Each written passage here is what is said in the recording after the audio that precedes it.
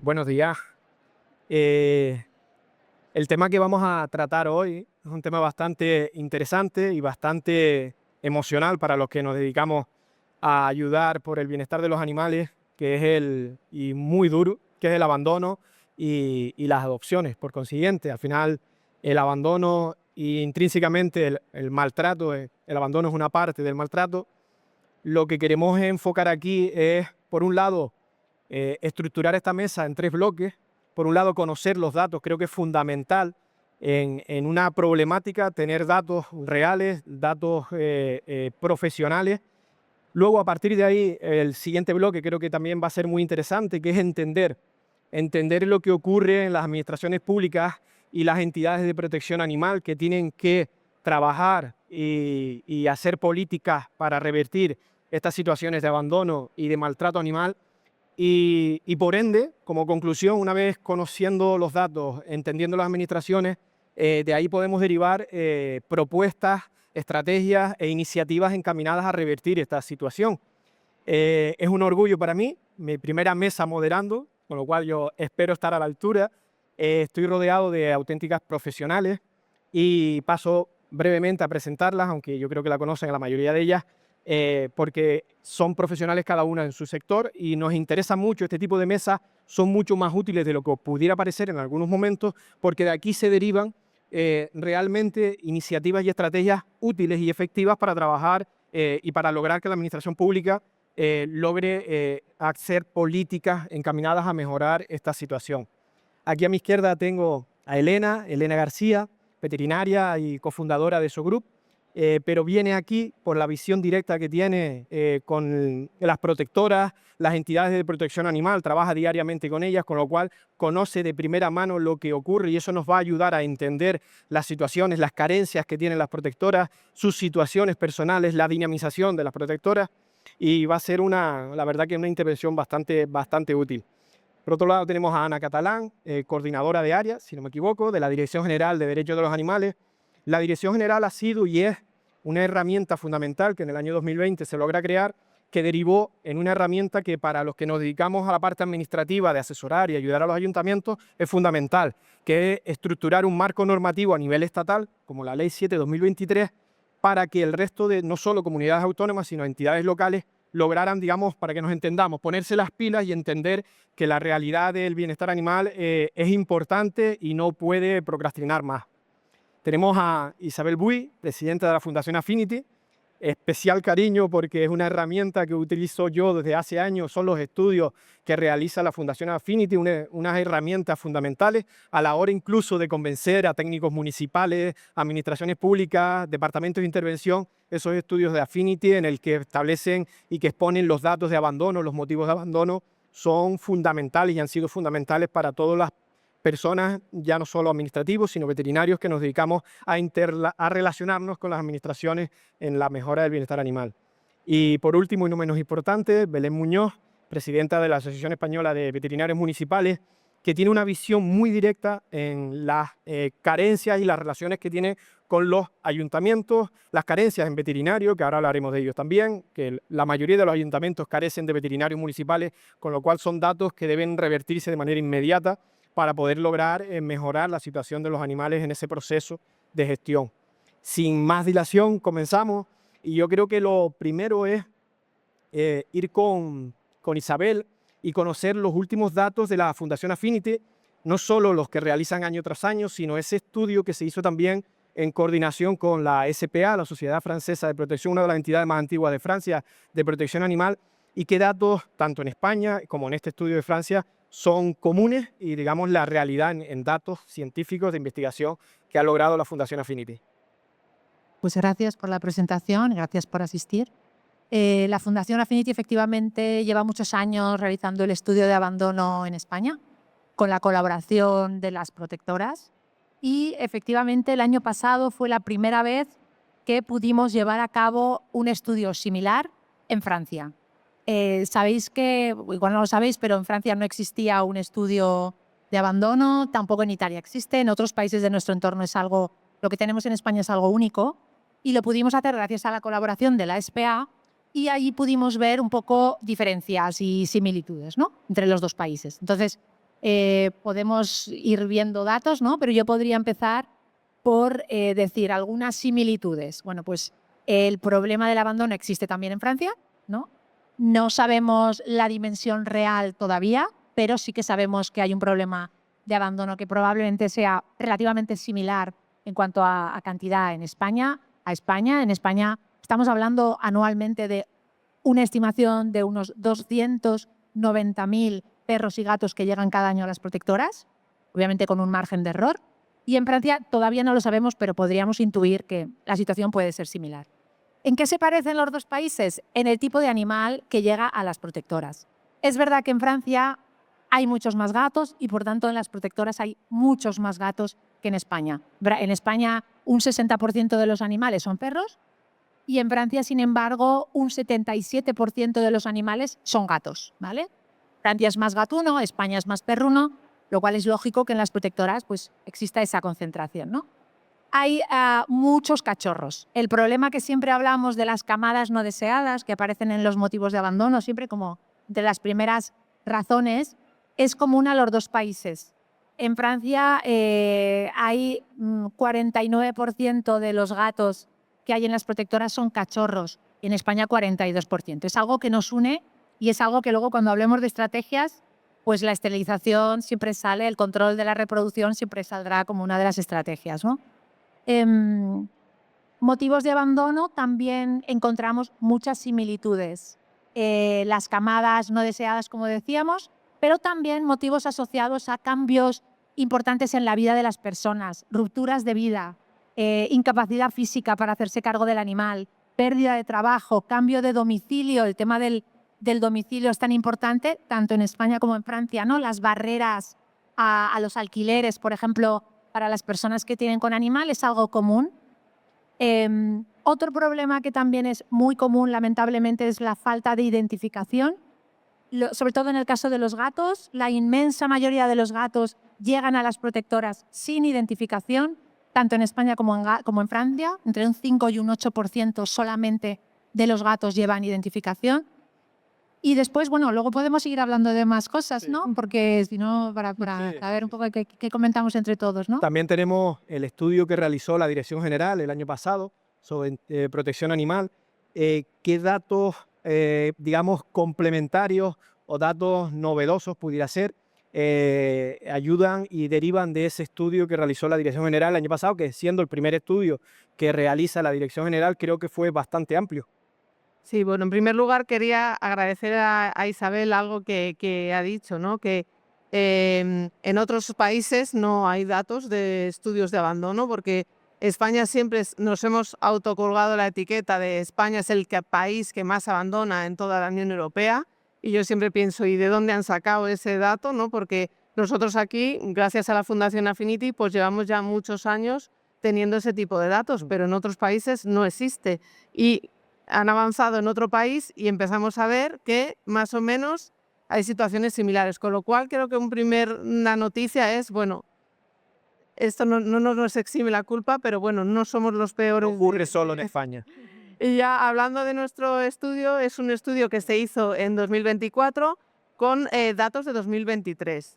Entonces, lo interesante de este estudio es que combina y un poco compara datos provenientes tanto de las protectoras como de las entidades locales. Es un estudio que si nos centramos en los datos de entradas y salidas, analiza los datos de 164 municipios y 120 protectoras. Y entonces ahí vemos, por ejemplo, las diferencias que hay en las entradas de animales. En el caso de los perros, por ejemplo, en las entidades locales pues llegan más animales identificados, lo cual tiene sentido porque muchas veces a lo mejor se va al ayuntamiento de un animal perdido, ¿no? En vez de a una protectora.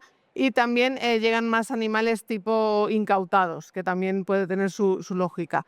En el caso de las protectoras, pues llevan más cachorros con respecto a adultos. Y luego del tipo de animales en perros que se quedan, por ejemplo, en los centros locales, en las entidades locales, pues se acumulan más perros de tipo potencialmente peligroso, mientras que en las protectoras pues se acumulan más animales con respecto a el balance de entradas y salidas, me refiero. Animales tipo, por ejemplo, de caza. Entonces hay esas diferencias. Y coincido con Isabel que un dato muy importante y muy relevante y que creo que luego va a dar más que hablar es el tema del porcentaje de animales identificados. En el estudio que hemos hecho en la DGDA, en el caso de los gatos, solo un 7% de los gatos estaban identificados, de los que llegan. Y la tasa de retención de animales es mucho mayor en gatos que, por ejemplo, en perros. ¿Coincide, Elena, esos datos a nivel práctico, que estás a pie en la batalla, en los albergues, con lo que sueles encontrarte en tu interacción con las entidades de protección y con los albergues? Sí, yo creo que ellas coincidirán conmigo que los datos de identificación y la tipología de animal es muy dependiente de la zona donde se encuentra el refugio, ¿no? Cuando hablamos de una entidad que trabaja muy cerca de un núcleo urbano muy grande, tiene una realidad bastante distinta que una localidad que pueda tener un entorno más rural en cuanto a tipo de animal, identificación, por ejemplo, en entornos urbanos más común, ¿no? Si hay más control de colonias felinas, etcétera. Pero claro, los números, sean los de donde sean, son alarmantes. Es decir, si el global es el 7%, en el mejor de los casos a lo mejor te encuentras un 12, un 15%, pero muy poquito. Muy poco. Y es clave, porque si no podemos identificar el animal, no podemos realmente, ¿no?, cerrar un poco ese ciclo. Y también sabemos que muchos de los animales que llegan a los centros son perdidos, realmente, que no se recuperan, ¿no? Es decir, que esos animales tenían una casa y por motivos X acaban ahí, ¿no? Entonces es algo muy, muy importante que vemos en el día a día. Y Belén, en la parte sanitaria, esos animales que llegan a los albergues, ¿hasta qué punto se encuentran saturados a nivel veterinario, con esa visión veterinaria, digamos, los pocos veterinarios municipales que gestionan los albergues? ¿Se me escucha? Sí.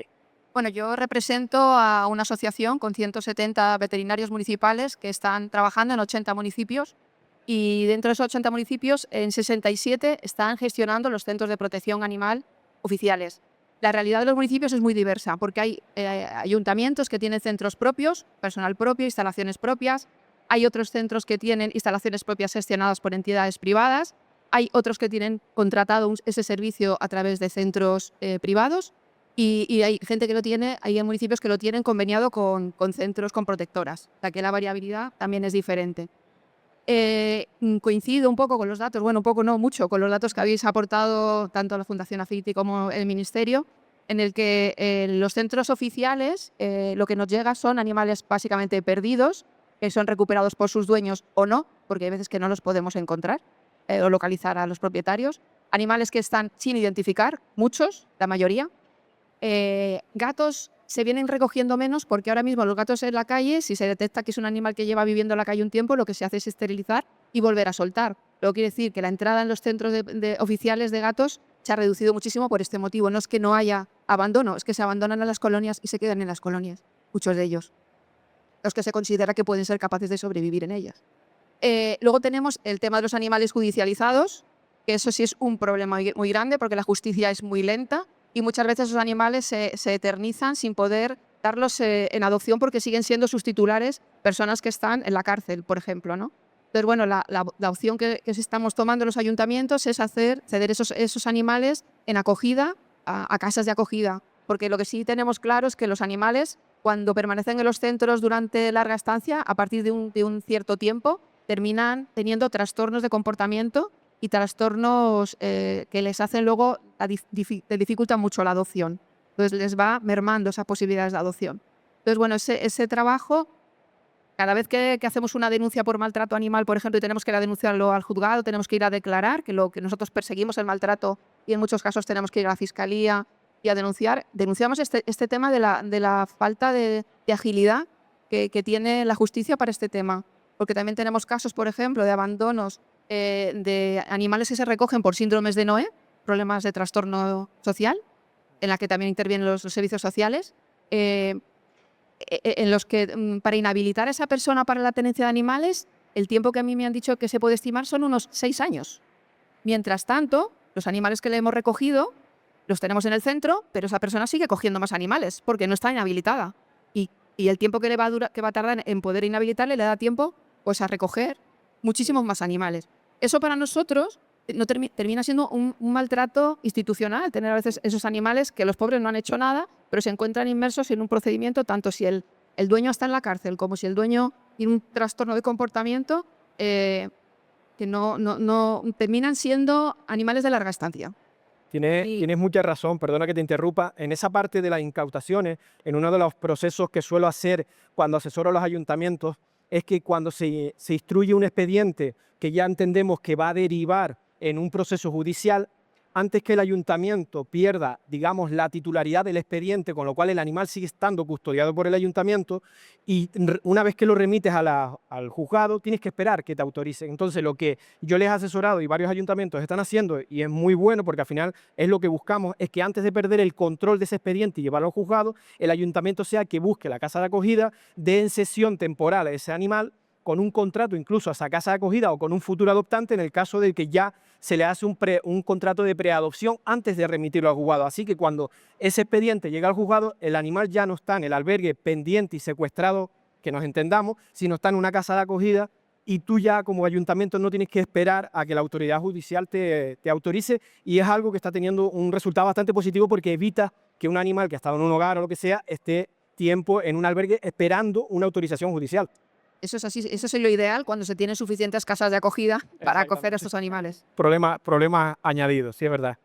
Hablando de casas de acogida, hago el punto porque una cosa que hemos visto en el estudio de Francia es que es un país que utiliza muchísimo las casas de acogida, sobre todo en gatos. Más del 40% de las entidades solo trabajan con casas de acogida. Eso es algo que en España también hay entidades que trabajan con casas de acogida, por supuesto, pero en Francia muchísimo más. Y esto, pues claro, para el bienestar, para el animal, al principio parece que puede ser más positivo. Y tanto. Desde el punto de vista del bienestar, una casa de acogida siempre será mejor que un refugio. Pero sí que es cierto que a nivel administrativo todo se complica un poquito más y no es fácil encontrar casas de acogida. Cuando tienes, por ejemplo, un síndrome de Noé, una recogida, eso desde el punto de vista de gestión del bienestar del animal es un reto brutal para cualquier refugio, sea grande, pequeña entidad, porque es una cantidad de animales de golpe muy importante, con unas necesidades muy concretas y muy difíciles de asumir, ¿no? Entonces, realmente es todo un reto hacer frente a estas situaciones, y muchas veces lo que nos encontramos también es que no hay una previsión de cuándo se va a hacer esta intervención. Y tú llegas, ¿no? Y te dicen, en 2 días van a llegar 20.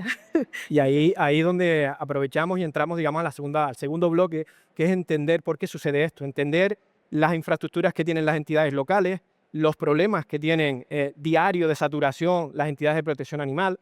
Entonces, es cierto que la entrada en vigor de la Ley 7/2023, igual que algunas modificaciones normativas como la modificación de la Ley de Enjuiciamiento, el régimen jurídico de los animales, ya considerados como seres sintientes, o el último Real Decreto de perros de asistencia. O sea, haya habido unas variaciones normativas que yo no sé qué opinan ustedes, pero no sé hasta qué punto las administraciones locales están aceptándolas, están interiorizándolas, la propia dinamización de los ayuntamientos, o todavía estamos en ese proceso en el que las administraciones locales están un poco reticentes, o para que nos entendamos, un poco perdidas de por dónde empezar a asumir estos mandatos, en este caso basados en la Ley 7/23, que digamos algunos ayuntamientos los ha cogido sin hacer los deberes, con muchos años de inacción municipal, y ahora se ven que tienen que inyectar mucho más presupuesto, que no tienen el área de bienestar animal reforzado, que tienen carencias, que no tienen formación en los técnicos. No sé qué opinan, en este caso Belén, como persona que trabaja más directamente con los municipios, ¿qué percepción tiene? Bueno, pues como comentaba, la realidad es muy diferente de ser un municipio pequeño, un municipio grande, más urbano, más rural. Esto les ha pasado a los municipios como si fuera un tsunami por encima. No saben, andan muchos municipios muy perdidos de cómo manejar esta situación. Es que se da el caso de municipios con pocos habitantes que tienen más recogida de animales que municipios grandes, con un presupuesto mucho más pequeño. ¿Cómo encaja un municipio pequeño una recogida similar a la que tengo yo en mi municipio que tiene 80.000 habitantes? Porque no es lo mismo. Entonces, eso es un bocado de su presupuesto muy difícil de encajar si no es con ayudas de supramunicipales o con... Esa es la realidad que tienen muchos municipios, sin instalaciones propias. Incluso ya no es tema de presupuesto, es tema de espacio. Muchas veces los municipios están ya muy urbanizados y no hay espacio para tener alojamiento para estos animales. Entonces yo creo, las leyes de luego nos ayudan, son nuestras herramientas de trabajo cuando trabajamos en la administración pública. Tenemos obligación de cumplirlas, tienen que ser útiles y contar con nosotros a la hora de elaborarlas.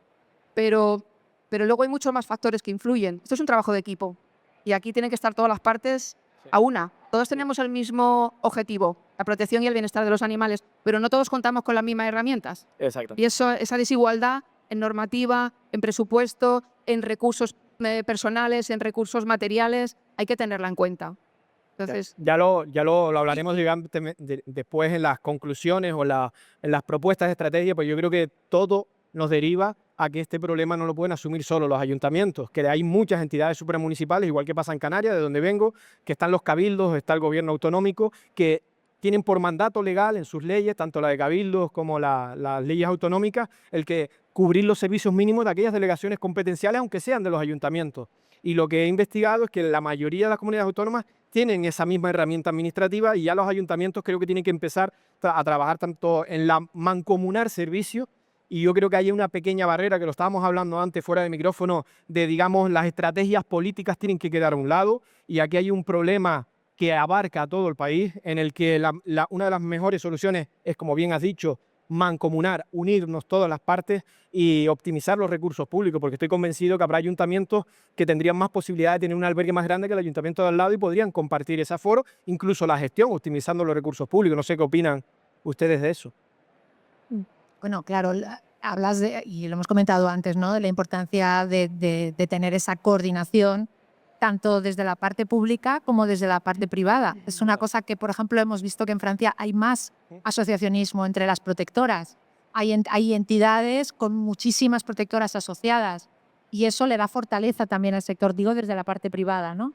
Pero también desde y eso permite que puedan gestionar o pueda llegar más formación. La parte de la profesionalización, siempre hablamos, ¿no?, del sector, que también es un tema clave, en la parte privada. Y imagino que en la parte pública pasa exactamente lo mismo, ¿no? Porque al final pues es una responsabilidad, pero no es una responsabilidad pública, por supuesto, ¿no? Eso es de todos, ¿no? Y por tanto de lo público, ¿no? Yo creo que la Dirección General entiende que esa es la línea, debería ser, ¿no? Sí, sí. Y bueno, ya has hablado que tenemos la ley, pero también tenemos que recordar que esa ley lleva un desarrollo reglamentario que está este año próximo esperemos a su publicación, pero que aún hay herramientas que contempla la ley que necesitan de ese desarrollo.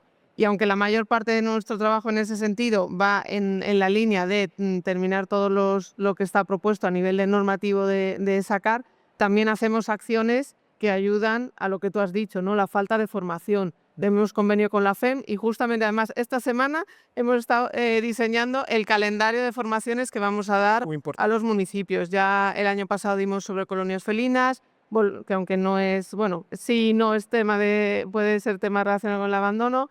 También les daremos formación sobre normativa. O sea, al final tenemos una colaboración con la Federación Española de Municipios y Provincias, pues para desde la parte que podemos realizar, pues apoyarles en ese sentido. Es fundamental, porque al final todo recae tanto en el propio gestión del albergue, ya sea directo, o en el caso de las protectoras, que hacen una labor inmensamente voluntaria y solidaria, y se ven que incluso el propio ayuntamiento para el que están colaborando no le da las mínimas herramientas, con lo cual eso genera una sobresaturación y unas carencias que al final derivan en un voluntario quemado, digamos, desmotivado, con... Sí, yo coincido en lo que dicen las compañeras, un segundito, en la falta de profesionalización del sector, pero es que no te puedes profesionalizar, porque yo que soy veterinaria especialista en comportamiento, no tiene nada que ver un entorno de una familia con su animal que un entorno de refugio, de centro de acogida, y no tienes dónde ir a formarte, ¿no? Entonces hay una gran falta y muchas veces hay muchos problemas de diagnóstico a nivel de gestión, ¿no? Tenemos centros que te dicen, no, es que yo tengo muchos perros que no salen en adopción porque tienen problemas de conducta, pero cuando analizas ese centro ves que también tienen animales sin problemas de comportamiento que tampoco salen. Entonces hay que analizar muy bien las realidades y colaborar. Si tú, por ejemplo, en la zona urbana de Barcelona, ¿no?, que es grande, quieres adoptar un animal de tamaño pequeño, no lo vas a conseguir. En cambio, hay otros refugios a 60 kilómetros, no os digo a 400, que tienen muchísimos, ¿no? Entonces, esa colaboración tiene que ser básica para que el funcionamiento, porque un centro solo con los recursos que tenga, y aunque se le aportase muchos recursos, se necesita muchísimo recurso para gestionarlo bien, es muy difícil que pudiese llegar a hacer una gestión óptima, y la unión tiene que ser la clave, la formación y la profesionalización del sector. Totalmente de acuerdo. Yo quería decir una cosa a raíz de lo que tú has dicho sobre el tema de que cuando se sobresaturan y no se tienen recursos en los centros, los voluntarios se queman, la gente sufre estrés. Ese es un tema que tampoco se está contemplando, y es la salud mental de las personas que trabajan en estos centros, ya sean públicos, privados, o los veterinarios que gestionan estos centros, acostumbrados a ver animales, a convivir con el sufrimiento de los animales, a llevárselo a su casa con un nivel de estrés vicario, que se llama, que eso es lo que sufren las personas de los que realizan cuidados, tanto en humana como con animales, y cuidar la salud de esos trabajadores, de esos voluntarios de los centros, también es una tarea de la que debemos ocuparnos y que está un poco desatendida, porque cuanto mejor cuidado tengan esas personas, mejor cuidado vamos a tener también a los animales. Que era lo que hablábamos antes, de que el bienestar animal, y de hecho las entidades locales, tienen que empezar a tener, entre otras cosas, una comisión permanente de bienestar animal compuesta por áreas como bienestar social, para ese apoyo, o esos casos también de vulnerabilidad o casos de desamparo que se inician en bienestar social, pero que inmediatamente se pasan a bienestar animal, y no tendrían por qué, porque son al final problemas transversales. Igual que policía local debería tener acceso a todos esos datos, medio ambiente, yo hablo hasta de parques y jardines, ahora mismo que se ha normalizado el método SER, y que el procedimiento es captura, esterilización y retorno, y tener esa gestión de esos puntos de alimentación, pues ya están los propios contratos de mantenimiento de zonas de jardines, el propio personal y el propio área de parques y jardines debería tener contemplado la limpieza, el saneamiento, porque al final todo eso redunda en la mejora de la convivencia vecinal, que eso es una herramienta y una parte fundamental de que la gestión del bienestar animal también llegue a buen término, porque para el ayuntamiento las reclamaciones tanto son de bienestar animal como de vecinos que se enfadan por una mala gestión, y además porque al final se ha recaído, se ha dejado caer toda la responsabilidad de la gestión de los animales en la calle prácticamente al voluntariado. Entonces, perfectamente, totalmente de acuerdo, debemos profesionalizarnos, formarnos, y sobre todo que la administración local, creo, asuma que este área de bienestar animal, las áreas de bienestar animal deben ser tratadas como cualquier otro departamento, como medio ambiente, como cultura, como deporte, y poniendo las herramientas y teniendo esa sinergia y esa colaboración transversal, en otras cosas, con la salud mental. Y para eso el propio Departamento de Bienestar Social de tu ayuntamiento debería tener. Y que en los planes de prevención de riesgos laborales se incluya ese riesgo laboral a los trabajadores de estos centros. Totalmente, totalmente. Sí, lo bueno, lo que habéis dicho, la posibilidad de aunar esfuerzos, mancomunarse, que la gestión de recursos se haga de una forma pues más unificada en las zonas que abarcan, ¿no? Y se me ha ido en la cabeza.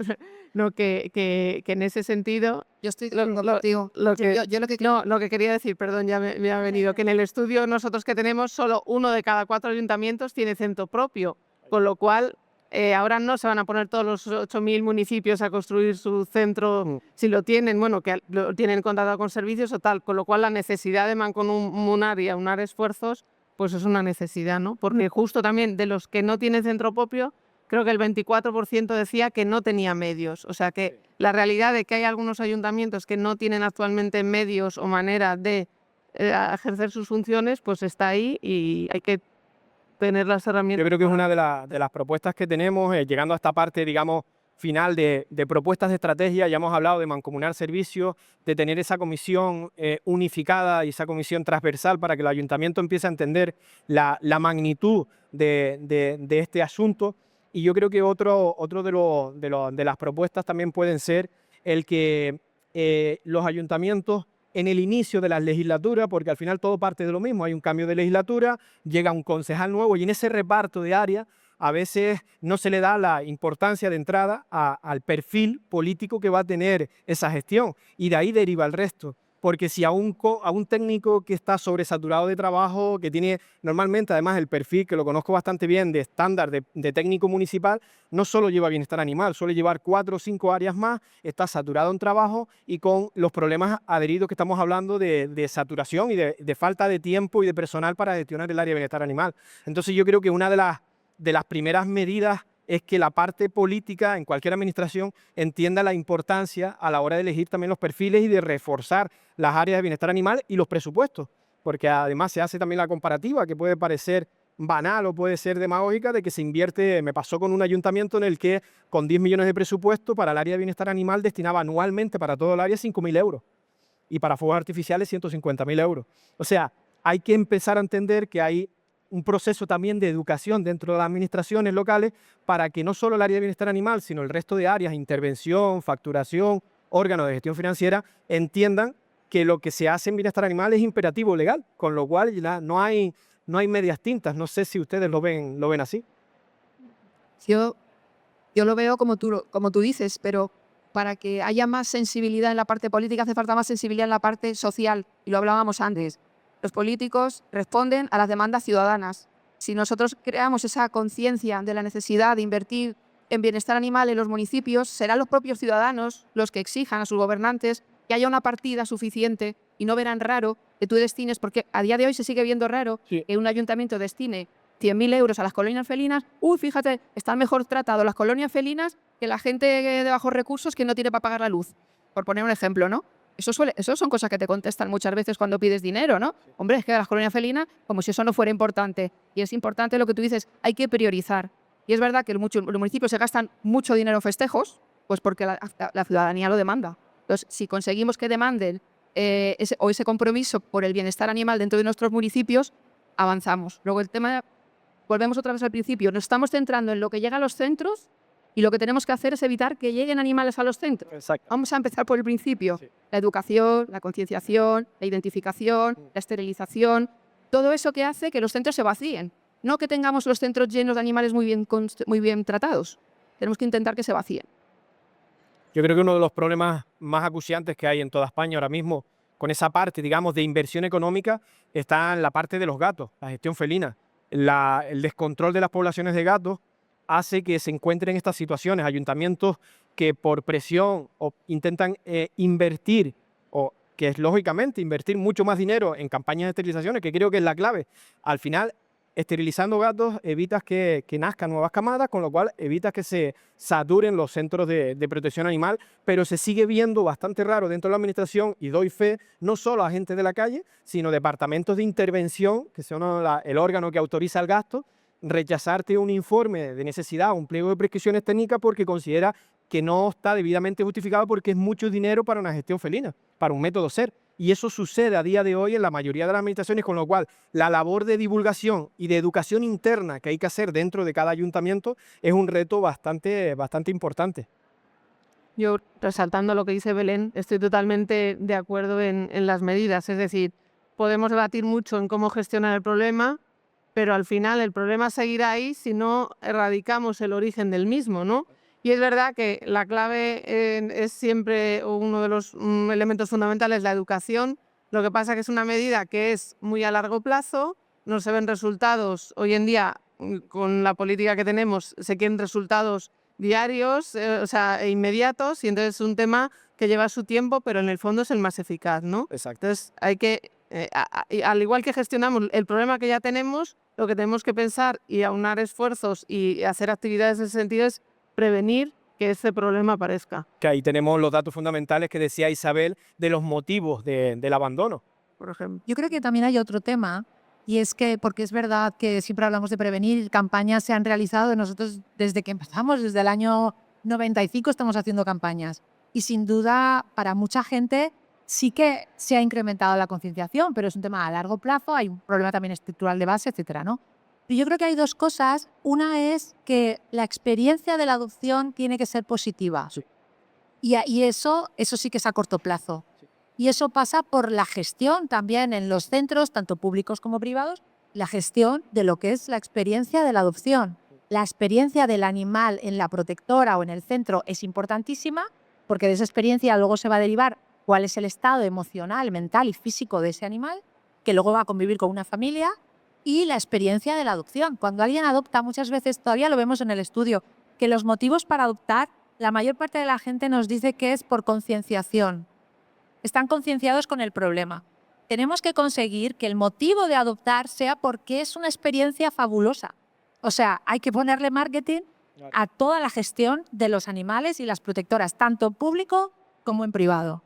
Y por eso ahí entra la parte de modificación de conducta. En el caso de los perros, muchas veces son retornados por problemas de conducta que, para mi entender, creo que son fácilmente solucionables, y la administración local debería entender que, entre otra inversión que no gasto, sería tener temporalmente, como suele hacer Elena, pues personas que acudan a los albergues y trabajen con esos perros en sociabilización para que cuando lleguen a su hogar sean perros adaptados, muy sociables y demás. Ese gasto también es bastante raro que una administración local lo asuma, pero creo que es totalmente lógico. Sí, yo añadiría que creo que lo importante sería hacer un poco el cambio de paradigma clásico del entorno de refugio, en que te dicen, ¿tú eres apto o no eres apto para tener un animal? Y eso no es cierto. Desde una persona de servicios sociales que tiene una situación de vida muy complicada, que seguramente tiene muy bien atendido a su animal, pero no tiene la economía para hacer según qué intervenciones, ¿no? Lo comentamos también fuera de micro, un animal con una patología grave, pero que está bien atendido, que es querido, nos va a resultar mucho más eficiente económicamente desde el punto de vista de gestión ayudar a esa persona que no acoger a ese animal, tratarlo nosotros, buscarle una nueva familia. Entonces, esa gestión tiene que ir desde el principio, el acompañamiento en la adopción. Con Isabel comentábamos, ¿no? Yo cuando trabajo en refugios lo que notas es que cuando llevas un tiempo trabajando en el refugio, la gente te viene a readoptar. Dice, vengo aquí porque me gustó el proceso, porque he ido a tal sitio y no ha sido una experiencia positiva. Y tengo, por ejemplo, de una mujer, ¿no?, que decía, es que yo tengo una hija con unos problemas concretos, yo quiero tener un perro, no busco un perro de terapia, busco un perro. Y cada vez que llamo a la puerta de un refugio, me dicen que cuidado, que cuidado, que cuidado, ¿no? Pues ese acompañamiento es como un cambio de paradigma. De nuevo volvemos a los recursos. Y solo un inciso en relación a lo que decíais antes, del voluntariado. Yo no tengo experiencia en otros ámbitos, pero el voluntariado que mueven los animales se ve en pocos otros ámbitos, ¿no? La fuerza de gente que está dispuesta a ceder su casa para un animal a ir un fin de semana, ¿no? Es decir, que hay una fuerza aquí que en pocos otros ámbitos existe y que se debería de aprovechar. Es fundamental. Yo sobre el tema de la adopción voy a hacer un poco de abogado del diablo, en el sentido de que hay que hacer marketing de la adopción, hay que vender que la adopción te mejora la vida, la compañía de un animal, o sea, te mejora la vida desde el punto de vista de lo que te da, o lo que tú, no sé, yo así lo veo. Cuando hablaba del marketing me refería que la experiencia tiene que ser positiva, no vender que es muy buena, que sea muy buena. Pero a la gente tampoco se puede dulcificar de manera que cuando se lleven un animal con necesidades especiales te lo devuelvan porque dicen que ese animal es muy nervioso, muy activo, tiene determinado problema. Yo tengo, por ejemplo, una perra adoptada que no sale a la calle porque le tiene pánico a la calle y ya he estado en un tratamiento Yo con esto me gustaría hacer un inciso, porque como es pero la gente todo debe saber lo que se lleva a la calle. Eso es parte de una experiencia positiva. Claro. Que tú sepas lo que te llevas, cómo gestionarlo, cómo mejorarlo. Entonces estamos de acuerdo. Esa es una experiencia positiva. La experiencia negativa es justo esto, que tú tengas una expectativa de un perro Disney y llegues a tu casa y a los 6 meses aparezca una personalidad que a ti te destroza la vida. Pero porque nadie te lo ha explicado, tampoco, muchas veces en las protectoras tampoco, esto a veces no es fácil verlo, porque a veces aparece más tarde. Claro. Pero luego no hay un acompañamiento por parte de la protectora, no sabes qué impacto va a tener en tu vida. O sea, a eso me refería, no tanto. Una línea bastante delgada entre la promoción de adopciones y elegir correctamente el perfil, porque ahí podríamos entrar en ese debate de queremos, digamos, vaciar los albergues y que todos los perros estén fuera de los albergues, o establecemos unas líneas y unos filtros mucho más duros y analizamos mucho más pormenorizadamente los perfiles de cada persona. Yo creo que es muy delicado y precisamente la profesionalización, la falta de profesionalización es lo que hace que en momentos desesperados, pues oye, yo prefiero que este perro esté en una casa ante el riesgo que puede ser que de cada 3 perros uno me vuelva. Pues oye, pero 2 se habrán quedado. Es complicado decidir. Ese problema también lo tenemos con los perros de raza. Exactamente. Los perros que se ponen de moda. Sí. ¿Cuántos animales nos llegan a los centros porque han comprado un Malinois o ha comprado Border un Collie. Border Collie, Sí. se van poniendo de moda, o un Pitbull, se van poniendo de moda y ya es que no puedo con el perro, es que no puedo manejarlo, es que es un peligro, es que me ha mordido. Ahora el ayuntamiento tiene que hacerse cargo, el animal no tiene culpa, termina pues. Bueno, Bueno, yo creo- en ese sentido, Sí. una de las medidas a nivel normativo que se ha puesto y que está en fase de desarrollo es el famoso curso para la tenencia responsable de perros, Exactamente. que al final ahí te va a decir pormenorizadamente lo que supone tener un perro. con lo que decías tú, expectativa Disney. Bueno, pues tiene una serie de requisitos, una serie de necesidades, tanto de salud, de cuidados, se va a meter una parte de comportamiento, de costes, es decir, y la responsabilidad en convivencia con los vecinos, es decir, ser consciente, y va a ser obligatorio a la hora de adquirir un perro, ser consciente de lo que supone lo que vas a hacer, Sí, ¿no? aunque al final y al cabo, el día que vayas a adoptar ese perro, puede ser un perfil que, como bien decimos, puede ser que no te esperes y que te lo lleves y que sea muy Bueno, afable. Yo O creo sea, que ahí creo está como primer el filtro trabajo, sí, como primer filtro de, ojo que ya sabes a lo que que te vas a supone exponer. tener un... Y luego es verdad el trabajo de adaptar. Yo creo que al final cada perro tiene que adaptarse a una familia determinada. No todo vale para cualquiera. Yo Entonces, creo que ha este estado, trabajo hay que hacerlo. yo creo que ha estado bastante interesante. No sé si alguien tiene alguna pregunta que quiera hacernos. Ujú.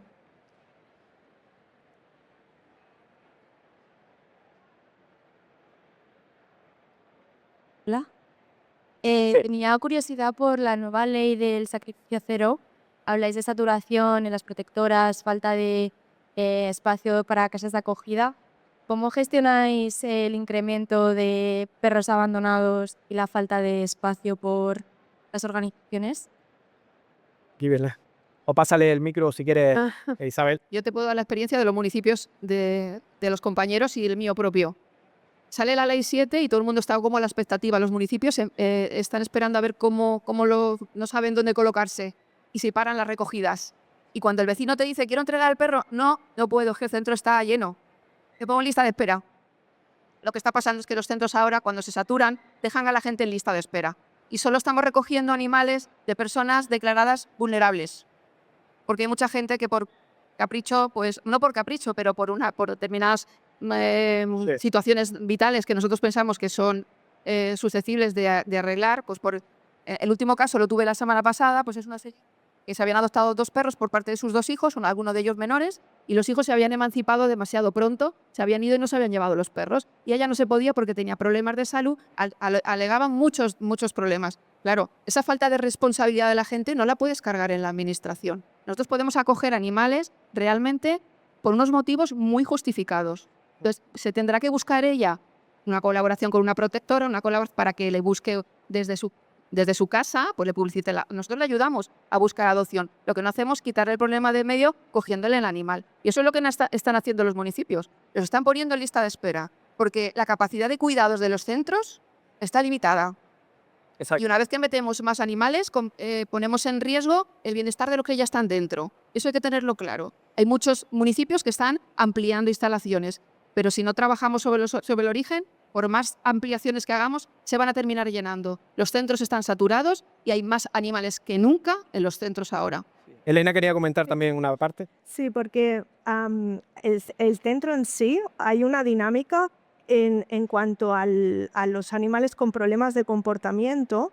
Claro, tú tienes un degoteo de animales y se van acumulando estos animales porque son de difícil salida.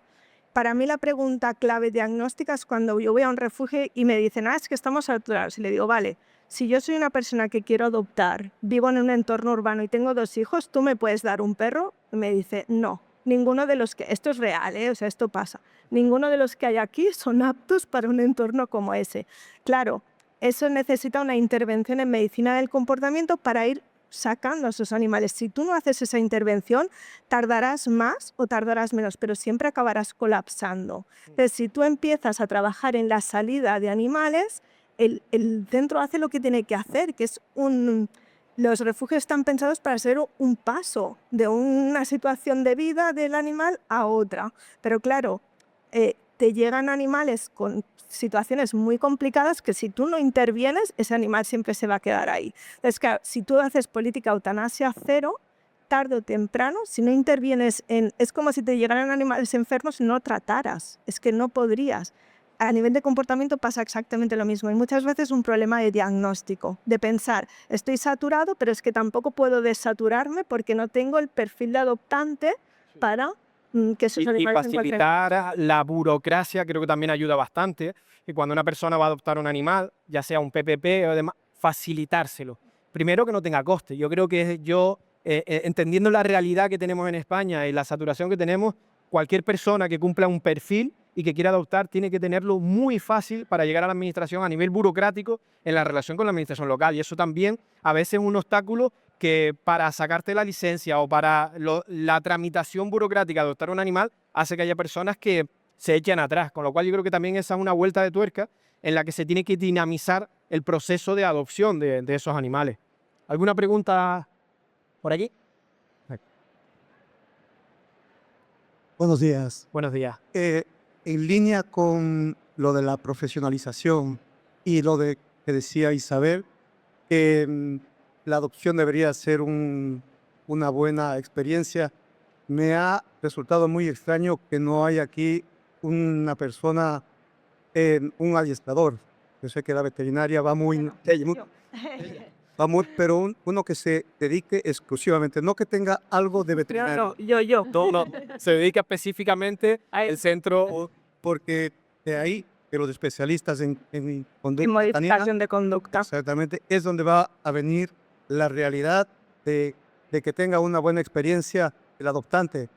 Porque normalmente lo que suele pasar cuando las protectoras te piden, tú quieres adoptar un perro, las protectoras intentan meterte a cualquier perro, obviamente. Depende. Bueno, una manera de hablar. Sí. Porque quieren sacar a los perros, quieren darles unas buenas oportunidades. Pero cuando queremos al ciudadano educarle, o debemos de educarle, es cuando tiene que estar presente la parte profesional de un adiestrador. Entonces, Sí, un adiestrador, porque apenas te ha tocado el tema de adiestrar como tal. sí. Yo soy adiestrador, entonces me ha extrañado mucho que siempre iba un poco encaminado a ciertas bases. Estoy muy de acuerdo con vosotros, Totalmente. pero no se ha tocado muy bien el tema de... Sí, porque te agradezco mucho la pregunta, es muy interesante, porque aquí también tenemos que diferenciar entre técnicos de modificación de conducta y veterinarios especializados en etología. Y eso es la profesionalización, que no son incompatibles, porque a veces hay un confrontamiento y no tiene nada que ver un técnico de modificación de conducta con un etólogo que deriva de esas profesiones, ya sea veterinario, creo que biólogo también lo puede hacer y me parece que la psicología también lo permite. Y entonces precisamente la labor de Elena a nivel profesional es esa, es la etología profesional y el comportamiento, la adaptación y el estudio del comportamiento para que esos animales tengan una adopción satisfactoria y la experiencia sea positiva, con lo cual yo creo que estamos en la misma línea. Lo digo como anécdota, pero muchas veces cuando intervenimos en las familias, como les enseñamos cómo manejar y cómo convivir con perros y gatos, también es lo mismo, ¿eh? La gente te dice, hombre, pues ahora somos más felices todos, ¿no? El perro que tenía de antes también está recibiendo de esto, ¿no? Porque ya no es en el entorno de refugio, en general hay poco conocimiento en este campo, es importante que llegue a las personas. Bueno, en ese sentido, a nivel normativo también estamos desarrollando en el desarrollo reglamentario el registro de profesionales del comportamiento que contempla la ley. Estupendo. O sea que eso es un tema que sí que se está abordando. Y muy necesario. Y luego también la propia ley contempla, bueno, sabemos que este mundo ha estado pues muy poco regulado y hay ciertos tipos de manejo que también ya la ley prohíbe, etcétera. Entonces creo que es un campo en el que ya se está avanzando también. Estupendo. Yo creo, para un poco Sí. a confirmar, que efectivamente, de hecho, uno de los motivos de abandono de los más importantes en España y en Francia es problemas de comportamiento, que muchas veces esconde la idea de problemas de convivencia, que muchas veces somos nosotros los que no entendemos qué es lo que necesita nuestro animal, ¿no? Entonces, nosotros siempre lo decimos, la inversión, porque claro, las protectoras llegan hasta donde llegan, los ayuntamientos llegan hasta donde llegan. Luego somos nosotros. La inversión en educación de nuestro animal es la mejor inversión, sin duda, para el vínculo. Y el vínculo es la base de la convivencia. Y el vínculo es la mejor vacuna, o sea, un vínculo saludable, la mejor vacuna contra el abandono. Hablando de prevenir y hablando no de largo plazo, sino de corto. Si todas las personas que tienen perro o gato tuvieran acceso a educación, a un experto en educación o etólogo en su caso, creo que tendríamos bastantes menos casos de abandono. Pues yo creo que con esta reflexión tan esperanzadora, porque creemos que hay esperanza, es un proceso largo, a veces queremos resultados inmediatos, pero yo creo que estamos en un momento en el que tenemos más formación, más información que nunca en materia de bienestar animal, y yo creo que ahora lo que toca es crear esa conciencia interna y externa y esa continuar esa reivindicación social para que la administración, que siempre va a remolque de la presión ciudadana, se ponga las pilas y logramos revertir esta situación y tengamos una sociedad mucho más empática con los animales. Así que muchas gracias, espero que haya sido útil esta charla y un placer.